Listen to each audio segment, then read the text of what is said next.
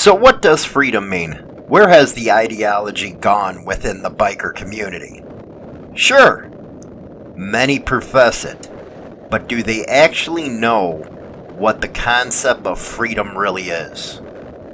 The ideal of freedom of the open road and partying to all times of the night was what got me hooked on motorcycles and the lifestyle.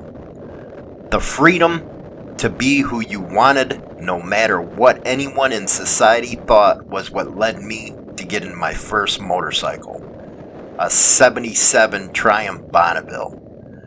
I believe back then that the kickstart was the truest form of motorcycle. This is what enticed me to the Triumph. That, and I had it. It had a real good storied past, let me tell you. And it wasn't all that bad of a bike, money-wise, back then. I believe I bought it for like $1,800. First thing I did to it was put on a set of ape hangers. A love affair that I've had ever since then. Almost every bike I owned had a set of ape hangers on it. Something about the look and feel gave the impression to the rest of society, the big middle finger. Now, I've had dozens of bikes since the first one. I was never into the Harley is the best or you needed a Harley to be a biker. As you can see, I've had many Jap bikes as well. Actually, most of the time, I had a Harley for a main bike and a Jap for a backup bike. So to those who always think they need a Harley to be a part of the crowd, you're actually going against what freedom really means. Not giving a damn what anyone else thinks of you. So next time someone gives you hell about what you're riding, knock their teeth right out. That will shut them up about what you are riding. Anyways, I've been afforded to live the lifestyle in many different ways. I've always believed in working hard and playing even harder. I started off as a truck driver hauling rock and asphalt, a job that truly allowed me the freedom away from having a boss hang over my head in every move I made. The added bonus was I was on the road doing my thing for 10 to 12 hours a day, and driving a truck was being as free as riding a motorcycle. Regrettably, I was forced to hand in my CDL when the seizure started. That's when I started tattooing full time. I was actually doing it part-time since I was a kid, ever since I picked up a sewing needle and a string. Yeah, that far back. Eventually, I went on to open a string of tattoo studios, something that really allowed me to enjoy the biker lifestyle. Back then, it was really only bikers, convicts, and military who got tattoos. Tattoos were not popular with society as it is today. But that job afforded me more freedom than I ever experienced in my life. It led to meeting new people and gave me the opportunity to do my thing. If I needed money for a project, I would sell and make a damn good profit on a shop and reinvest in another business. I've always believed in a person's ability to make money on their own. I never believed a person should be subject to another person's will. I hated the thought of having to work under some prick, especially those who had college degrees and had no life experience. So starting and owning my own businesses was my freedom. My plan was simple, for those who are wondering. Start the business, build up the clientele, and then turn around and sell it for a profit. After selling it, I would open another one and start the process all over again. Crap. I've owned tattoo studios, bars, auto repair shops, and more stuff. So following this process, I never had to worry about my freedom being held back because I had to depend on a paycheck to survive. Not saying there's anything wrong with that, just something that wasn't for me.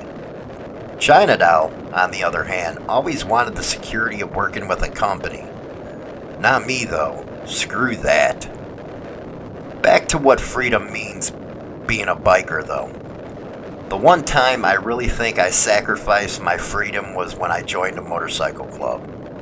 Now, my time with the club was fantastic. Loved every minute of it. It wasn't until I got to the point with seizures I decided to hang up the colors. Why? Because I didn't want to be responsible for causing a wreck and taking others with me. With the club, though, you sacrifice a lot, especially with your home life and marriage. I was lucky in that China Doll was my ride or die chick. She raised the kids while I was out living the life. But the pressures of being gone all the time will take its toll. This is something many people do not understand about the club life.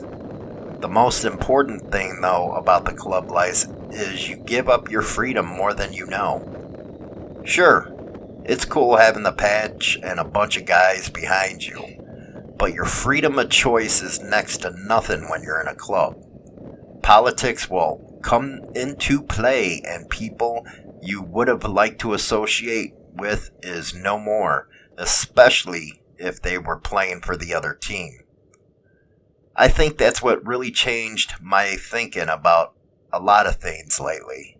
As many can see, I really don't talk about clubs except with the biker news segments. I actually made a mistake in not being all-inclusive to those in the biker community. All the subjects were nothing but club-related. Let me tell you, there is way more to the biker community than just clubs. The problem is many people lose themselves in that ideal of freedom because they are too worried about chasing an image. Hate to break it to those who want to wear a patch, but the patch is not representative of the lifestyle. The independent biker is what makes up the majority of the lifestyle, and there is a very good reason for that. The independent biker is the closest thing you will ever get to being truly free. Your ideals are your own. No one tells you what to do and when to do it. Politics never come into play, and you can associate with whom you want, when you want. Plus, it doesn't cost you a boatload of money to be involved in the lifestyle. I could remember spending thousands of dollars each year on the club, something that could have been used elsewhere to make a more free life for myself. But like many, since the day I bought that '77 Triumph Bonneville, I always thought that being in the club life was the purest way of living life. The parties were legendary, and the camaraderie was next to none. But I lost out on a lot of experiences I could have had without the restrictions of the patch. Again, I'm not bashing clubs. I already know whenever I do a piece like this, some idiots will email me saying how wrong I am and go screw myself. That's a problem right there. The groupthink of most of the majority of people out there. Hey, I was one of those people as well, so I won't bash on them for doing it. The only difference between them and me is I got older and more focused on what the lifestyle should mean. That awakening was I wasted a lot of years not living the lifestyle I imagined when I picked up that first bike. The freedom of the open road was stymied by ideology that smack dab contradicted everything I wanted out of the lifestyle.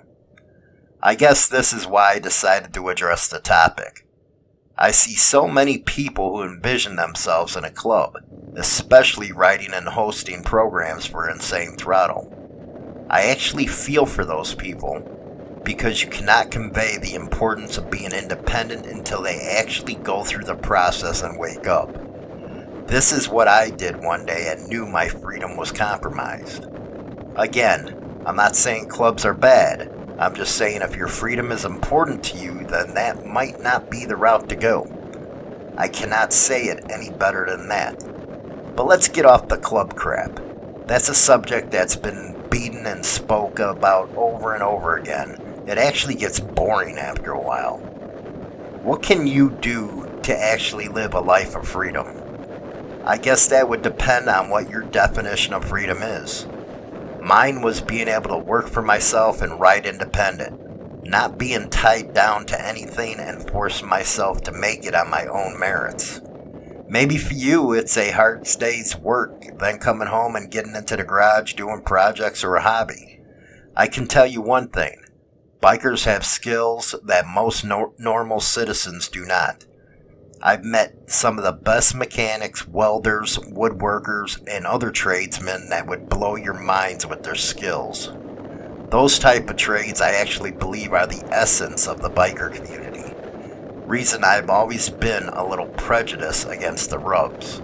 I always thought of the biker lifestyle as a blue-collar type of thing. Not some suit sitting behind the desk and pounding on a keyboard every day or ordering people around to get their rocks off. That kind of person is not free but power hungry in my opinion. Something that really don't jive with what being a biker is all about. Not to mention, that kind of profession doesn't allow any freedom to grow oneself. Those types of people always gotta worry about who they are going to screw next in order to get ahead. Instead of embracing true codes of loyalty and honor, they embrace lies and deceit to get ahead. Now that's just my own opinion and don't expect anyone to agree with it. This has just been my experience in dealing with many of them over the years in the businesses I've owned. But let's get to the elephant in the room as well. Many of those say who sleep in an RV or a trailer, their bikes are not real bikers. You have to ride 1,000,000 miles each year in order to be considered a real biker. I say screw that. I've had my share of sleeping on the ground, and if I'm going on a long trip, I'm going to be sleeping comfortably. My young days are over with, and that crap don't jive with me any longer either. As for trailing on a bike, I've never done that, but I don't think badly of anybody who does. Being a biker, again, is doing what you want and how you want. Screw those who want to put a tag on you. After all, this ain't high school or some crap where you're playing to be a part of the popular kids. Or are you choosing to live life according to your own terms? By the way, it's 2019, not 1980 or 1990. There's a lot of technology out there and has changed the lifestyle as we know it. Maybe it's time for people to evolve. Except that a lot of people desire comfort over breaking balls or backs to fit in some definition of what they should be doing. You know, it's funny. I see people cracking on Black Dragon all the time because he has an RV and sometimes trailers his bike. But I can guarantee he has more miles on his bike than most of you out there. The problem is people only see 1 or 2 videos of him in an RV and automatically jump to he doesn't ride much. Those are truly the ignorant asses right there. Have no idea what the hell they are talking about. They would rather be led by the balls by someone who likes to talk crap that has no idea what BD does. Hate to break it to you folks, but video doesn't tell the full story. There is something called editing. Example, here's a question for y'all. What makes you think that someone is actually riding their motorcycle across the country and not trailing it between shots? You freaking don't, because video is something a creator can make to give the illusion they want people to believe. Keep that in mind when you see some of these fools talking crap over YouTube. I guess the moral of the story here is to get back to what being a biker was about in the first place. Freedom to make your own way in life without worrying about someone else telling you what the lifestyle is supposed to be about. I say challenge them right away. Ask them how in the hell they became an expert on what it is to be a biker. More importantly, ask them what freedom means to them. The answer to that question will be very telling. Something that will give you concrete proof they are for real or not. I'll leave it at that.